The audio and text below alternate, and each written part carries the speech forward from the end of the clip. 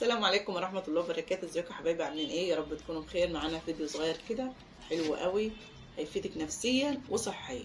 نفسيا ازاي؟ لما تطلعي كده البلكونه تلاقي شويه بصل مزروعين، شويه نعناع، والزرع سهل خالص، مفيش اسهل منه. ما عندكيش طين، هتجيبي شويه رمل.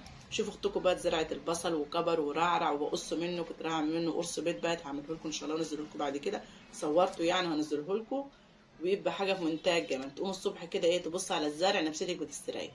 بصل اخضر زرعاه على ايدك من غير كيماويات ولا حاجات من دي خالص، هتزرعيه بكل سهوله، ولا هتجيبي شتله ولا حاجات من دي. انت البصل رخيص يا حبايبي، متوفر في كل بيت. هتجيبي لك كيلو بصل ب3 جنيه ولا حاجه، والبصل رفع دلوقتي بقى 3 ب10، كان الاول 4 ب10. هتجيبي لك كيلو بصل ب3 جنيه ولا ب5 جنيه، هيكفيكي طول السنه. دلوقتي بتروحي تجيبي الشرق البصل الاخضر قد كده ب5 جنيه، بيكفيكي يوم ولا يومين. انت تجيبي لك 5 جنيه بصل، وتجيبي لك شويه طينه وشويه رمله، وكل ما البصل بتقطعيه بيطلع غيره، تقطعيه يطلع غيره، يكفيكي طول السنه زي ما انتم شايفين كده، ويبقاش حراق، ويبقى طعمه جميل قوي. وكمان لو عندك اطفال كده بيحبوش البصل وبيخافوا ان هو يبقى حراق عليهم، اعملوا لهم بالطريقه ديت، هيحبوه جامد، يبقى مسكر مش واخد كيماويات وصحي، ويفضل مكفيكي طول السنه، وبيريح الواحد نفسيا جامد والله. الزرع بصفه عامه بيريح النفسيه يعني.